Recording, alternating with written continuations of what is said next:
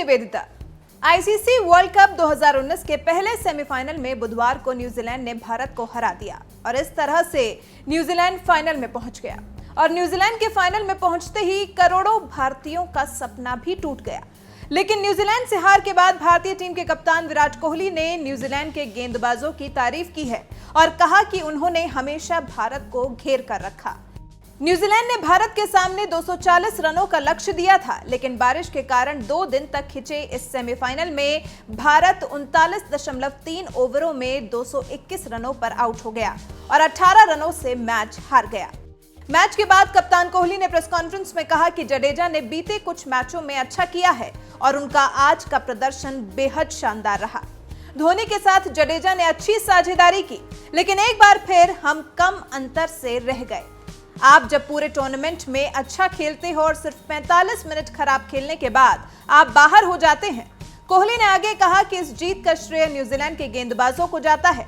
New Zealand के गेंदबाजों ने नई गेंद से सही जगह पर गेंदबाजी की और मुझे लगता है कि ये कीवी टीम के गेंदबाजों की बेहतरीन गेंदबाजी का शानदार उदाहरण था। यही नहीं, न्यूजीलैंड इस जीत की हकदार थी।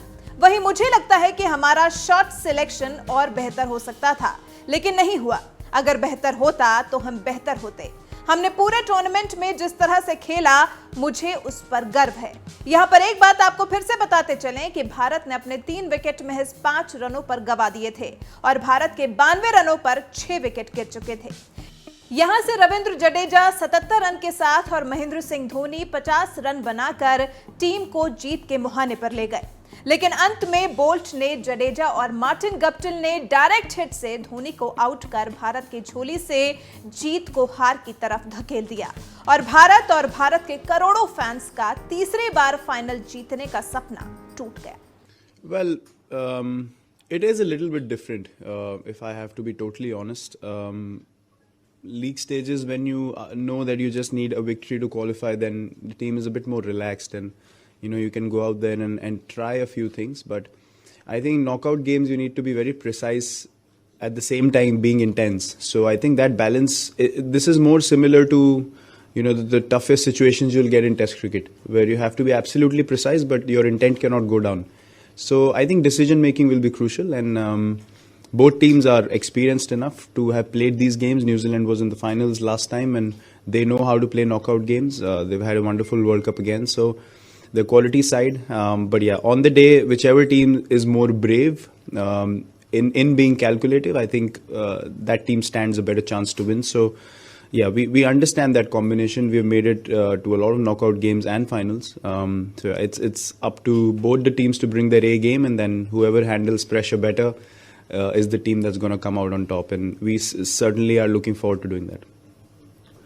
Virat, what's your assessment of the New Zealand attack, and how do you sum up the performance of the Indian attack so far?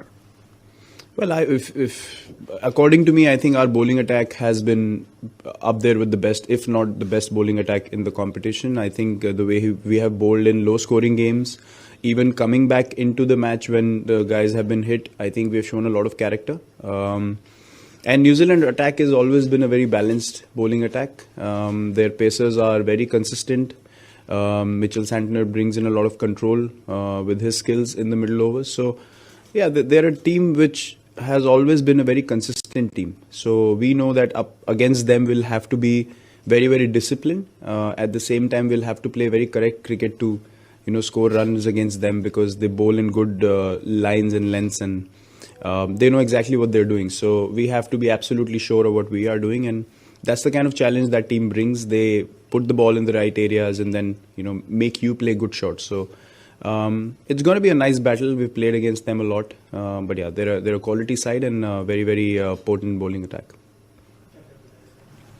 Virat, personally, you've never not been in a World Cup semi. So what was the mood like after the win? And you've seen both results too. So what is the win like? What is the mood like after the win in Mohali and after the loss in Sydney? Very, obviously very contrasting. The win in Mohali was my first World Cup, and we make it to the finals, and playing at home, and the whole atmosphere was brilliant. So getting to experience that for me as a youngster was something magnificent.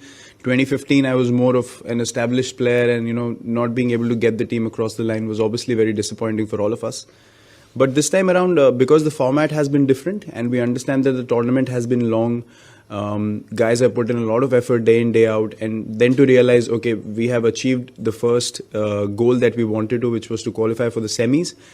That gives you an extra boost of energy. Okay, now we can focus totally on these, the remaining 2 games that we have in the tournament, and try to bring our A game and take up the intensity even more. So I think that incentive is very important to realize as a team that you have done what you wanted to do as a first goal, and now you can be even more, intense and energetic when you step onto the field. So it just gives you a bit more energy knowing that we're entering the last phase of the tournament, and bodies are not going to be as fresh, but then these kind of things motivate you even further to put in more energy. So we're quite happy after qualifying.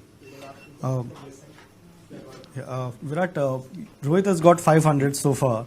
It's unusual that you haven't got any. So are you missing the 100, considering the consistency with which you get them? Are you missing a century? No, not at all. I mean, it's been a different kind of role that I've had to play in this World Cup, and as the captain of the team, I've been open to playing any kind of role that the team wants me to. So it's great that Rohit is scoring so consistently, which means that coming in the later half of the innings, you have to play a different role, which is controlling the middle overs and letting guys like Hardik and Kedar and MS in the past few games, and now Rishabh come out and express themselves. So I've understood that roles can vary a lot in one-day cricket depending on the time you step into bat.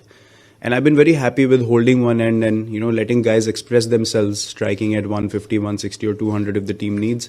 And then I know I can accelerate in the end. Personal milestones, honestly, is something that no one ever focuses on. Rohit said the same thing the other day. He's only trying to do the best for the team, and then in that process, special things happen, which is something that I've always believed in my career so far. And I could never imagine that I could get the number of hundreds I have, and the only focus has always been team. So I think playing a team sport, you need to be able to adapt, and I'm very, very happy doing that role, and I hope he gets 2 more so that we can win 2 more games, because it's an outstanding achievement. I've never seen anyone get 500s in a World Cup, be any tournament. So World Cup is all the more pressure, and he's just been outstanding, and as I said, he deserves all the credit, and according to me, he's at the moment the top ODI player in the world.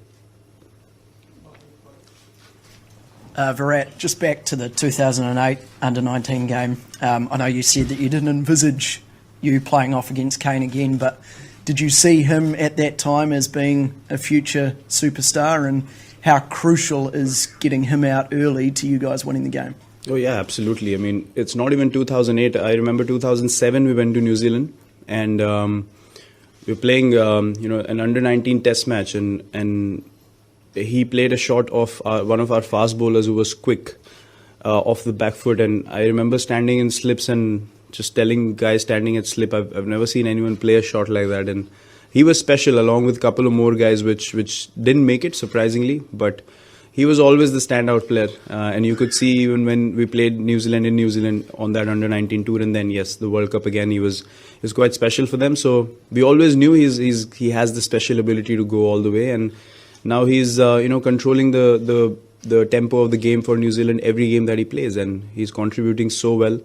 And he's a lovely guy. We get along very well. So yeah, he's always been the main guy for them, along with Ross, who have performed really consistently. So I think those 2 guys have shared the load so far, and a lot will depend on them, obviously, because they've been playing well. And according to us, from our team point of view, getting both of them early will be crucial, because we know how strong they can be together in a partnership. So yeah, it's not to mention here, but Kane and Ross are probably their main guys in the batting lineup. Virat, the pressure on your team to perform is immense. I guess it's similar to the New Zealand All Blacks team at a World Cup. But how do you think Indian fans would feel if India lost at this stage in the tournament to New Zealand? Exactly the way New Zealand fans would feel if they lost. So it's quite natural. I mean, everyone feels disappointed when you come to a stage of the tournament like this and you don't make it through. But look, yeah, the Indian team always carries a lot of pressure and expectation wherever we play, and we're quite used to that over the years, to be honest. So, yeah, we're better off. I think we're better equipped to react well in these situations because we know what these kind of games and our fan base and the expectations bring. So, I think disappointment is equal on either side. I wouldn't agree if you say New Zealand won't be disappointed if they lose. So, yeah, but our aim and our focus is obviously on winning, and as I said, whichever team plays better will win. Virat, your fifth game in less than 2 weeks. You've been traveling a bit as well. So, what have you done to retain your physical and mental freshness? Well, again, this turnaround was very fast. After the last game, a day of travel, today one practice day. So, guys, depending on the workloads, which is provided by our trainers and physios, we understand which player needs to take a break from practice because having played so many games, you don't necessarily need to go hit balls again because you've practiced so much, you've played in the middle as well.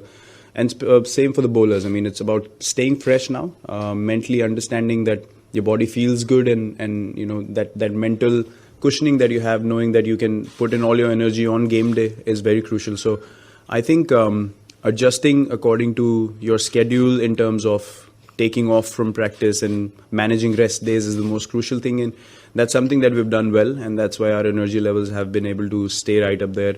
You know, guys not coming for optional practices and stuff has really helped because you can easily come to practice and exert yourself and not recover in time. So yeah, I think those things are very, very crucial, especially when you're on the road so much in between games as well, and I think we've managed it well so far.